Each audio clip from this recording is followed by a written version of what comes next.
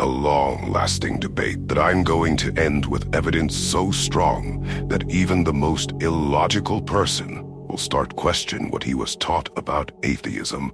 It's facts, after all. So make sure you pay your utmost attention until the end of this video, because it's like a jigsaw puzzle, and you need all the pieces to see the entire picture properly. This video is for the atheists claiming that there is no proof of God's existence. Other atheists were believers and rejected God after they got abused by their former religion or saw their corruption and lost their faith. I'll make another video for you specifically, so make sure you subscribe and hit the notification bell so you won't miss the following videos in this new series, Theists versus Atheists. Let's say that I accept your point of view that God doesn't exist, and we evolved by random luck from animals and ended up as humans. Many people in our days refer to humans as animals too. Is it accurate though? Let me give you an example as to how life would be in this scenario. Before I begin saying it, I need to warn you that this scenario has scenes that could be in a psychological thriller movie. So if you are a snowflake, you better stop watching now. Go watch Mr. Beast or go to TikTok and fry your brain until it's like mashed potatoes. I also need to say that I've never done anything from this hypothetical scenario in real life in the past, present, or future. And you shouldn't do anything mentioned within this scenario either. The purpose of this scenario is only to provoke thought. I will also tell you why believing in God is important for your self-improvement journey and how it can give you the strength and courage to continue. Let's see the scenario. If we evolved from animals, then let's say that I immobilize you. Yes, you. That's listening right now, and you can't move at all. Then one bite follows another, and I eat you alive until your last breath. Then I go to your home, take your money, your fortune, eat your offspring in front of your wife. Then I take your wife as mine, and she gives birth to my children. I am the fittest, and you are weaker. Did I do anything wrong? You surely answer, of course you did. Everything within this scenario is hideous to hear and think about. I agree with you. I am a believer, and you are not. But why do you feel the same way about this matter with me? We'll get back to this question, and I'll give you the answer later in the video, so make sure you stay until the end of it. Now, think. Let me tell you something important. This shocking scenario is everyday life for animals, and especially lions. They kill, cannibalize, steal, and rape each other every single day. Since we came from animals, why isn't this human daily life too? Why do humans consider killing, cannibalism, stealing, rape, and other regular animal behavior as illegal and punishable in prison? Who told you personally that those actions were bad?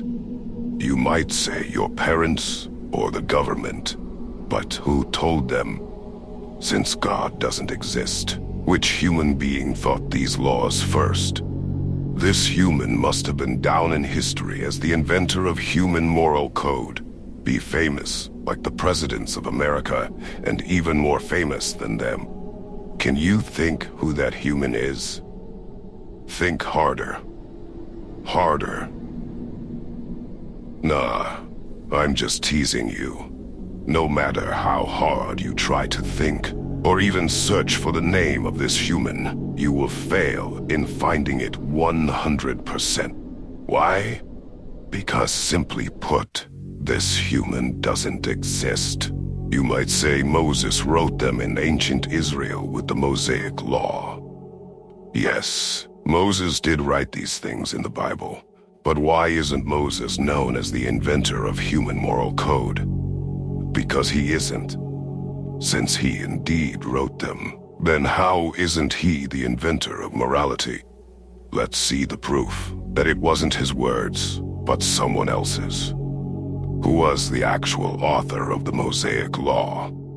The Mosaic Law contained around 600 laws. One of them was about circumcision. For those who don't know what it is the removal of the foreskin on the head of male genitalia. There's one detail about it that is worth mentioning. Let's see it in the book of Leviticus chapter 12, verses 2 and 3. There, it says, "Tell the Israelites, if a woman becomes pregnant and gives birth to a male, on the 8th day, the flesh of his foreskin will be circumcised. On the 8th day of the male baby, they had to do the circumcision." Why was this important? Listen, we're talking about 3,400 years ago from today. 1400 before Christ. Zero science, zero knowledge about the human body's functionality. Even the word science didn't exist back then. The word science was first said around 2,700 years after Moses lived. In modern science, they found this detail interesting too, and wanted to figure out why they had to circumcise their boys specifically on the 8th day of their life. And the results were astonishing. Human blood is thicker on the 8th day than on any other day of our lives. Here's the million-dollar question. Could Moses know how human blood works throughout a man's entire life? I highly doubt it. It was completely impossible for Moses to know that. I bet you anything that he himself didn't understand the reasoning behind what he was writing while writing it. Why? Simply put, because Moses wasn't the author of these words. I just proved to you that it was impossible for Moses to have such knowledge.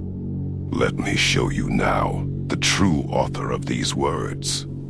Moses was God Almighty's prophet. God was telling Moses what to write. And since God created humans from dust, he knows human anatomy and how blood works. He designed us from scratch, after all. When this commandment was given to Moses, they were living in the wilderness. No spare water to wash a male's private part inside the skin, so it had to be removed for hygiene purposes. Also, no extra water for excessive bleeding, so the 8th day was crucial for the boy's life. Humans back then didn't even know the terms human anatomy or hygiene. Archaeologists have discovered that in ancient Rome, when someone felt pain in the eye, they used urine in the eye as medicine for the pain. That was modern medicine at that time, and this happened around 1,400 years after Moses lived. Because they didn't have any knowledge about hygiene, they could die from a simple tooth infection. Yet, the Israelites had the best guide about hygiene. How was this possible? God, who knows our body and anatomy, gave these commandments for their well-being. Now that you have learned that the Mosaic Law was authored by God himself and not by Moses, you also know that animal behavior is illegal because God created animals and humans differently. Do I need to remind you of the 10 Commandments? Do not kill, steal, or envy the other person's belongings. Cannibalism regarding human flesh and blood was also forbidden in the Mosaic Law. You might say, our DNA has similarities with animal DNA even up to 99%. Yes, we do have similar DNA. We both have the same creator, so that's only natural to happen. But having similar DNA doesn't mean that we are the same creature. We are different from them. How? Animals don't have language, money, governments, religions. I could keep going, but you get the point. Animals have only 2 major rules. The one and most well-known rule is the survival of the fittest. The strongest leads the pack. That's all. Every animal can do whatever they like, as mentioned in the scenario earlier, without any consequences. Make sense? Of course. How thankful you must be, learning that according to this evidence, we aren't the same as animals. Do you remember the question from earlier? I am a believer, and you are not, so why do you feel the same way about this matter with me? Let's see the shocking answer from the Bible. In the book of Romans, chapter 2, verse 14, it says, "For when people of the nations who do not have law do by nature the things of the law, these people, although not having law, are a law to themselves."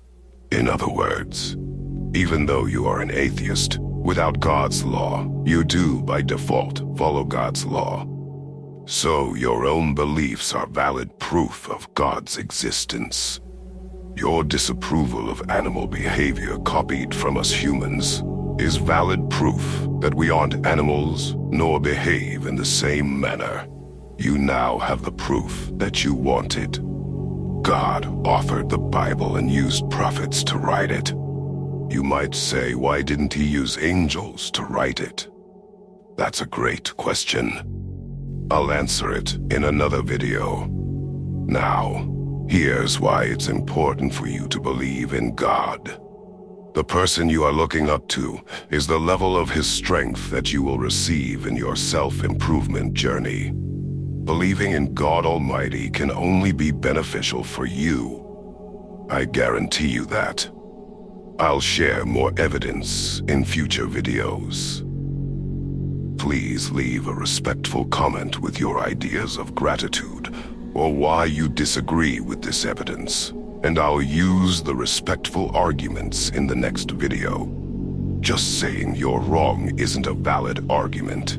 You need to write what I said that you disagree with, then use reasoning to prove it wrong. If you speak respectfully, your comment and name will be included in my next video. I'll try to use as many respectful comments as possible. I'll use the most liked and respectful comments guaranteed. So make sure you read the other comments too, and like the opinions that make sense to you. If you want to gain wisdom and level up in life, don't forget to show some love by hitting the subscribe button, liking, and sharing this video. Until next time.